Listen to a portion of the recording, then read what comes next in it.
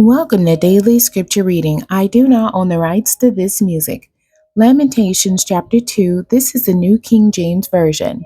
How the Lord has covered the daughter of Zion with a cloud in his anger.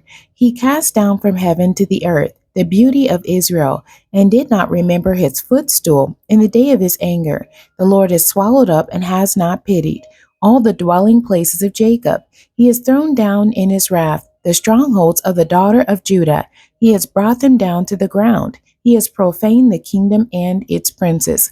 He has cut off in fierce anger every horn of Israel. He has drawn back his right hand from before the enemy. He has blazed against Jacob like a flaming fire, devouring all around, standing like an enemy. He has bent his bow with his right hand like an adversary. He has slain all who were pleasing to his eye.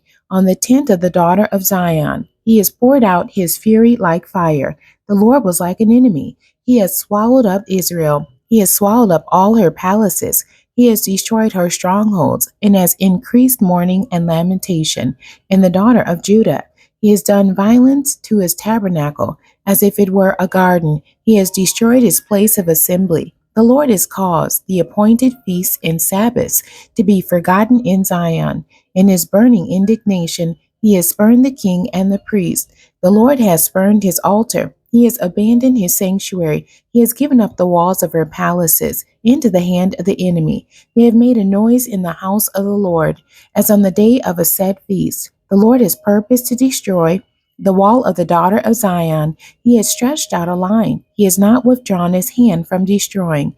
Therefore he has caused the rampart and wall to lament. They languish together. Her gates have sunk into the ground. He has destroyed and broken her bars. Her king and her princes are among the nations. The law is no more, and her prophets find no vision from the Lord. The elders of the daughter of Zion sit on the ground and keep silence. They throw dust on their heads and gird themselves with sackcloth. The virgins of Jerusalem bow their heads to the ground. My eyes fail with tears. My heart is troubled. My bile is poured on the ground because of the destruction of the daughter of my people, because the children and the infants faint in the streets of the city. They say to their mothers, "Where is grain and wine?"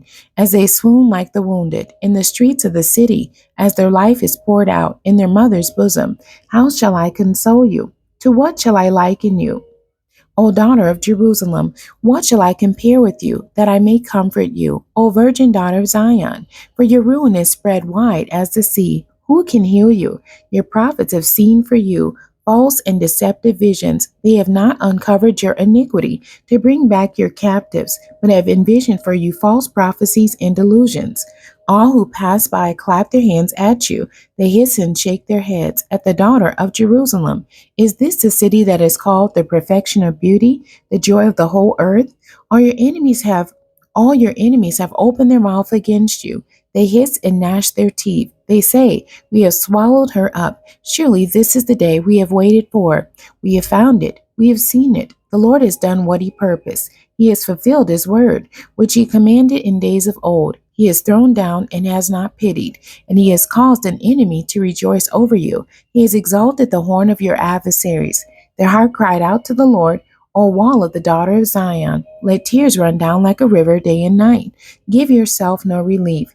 Give your eyes no rest. Arise, cry out in the night, at the beginning of the watches. Pour out your heart like water before the face of the Lord. Lift your hands toward him for the life of your young children, who faint from hunger at the head of every street. See, O Lord, and consider, to whom have you done this?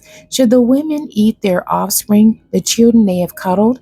Should the priest and prophet be slain in the sanctuary of the Lord? Young and old lie on the ground in the streets.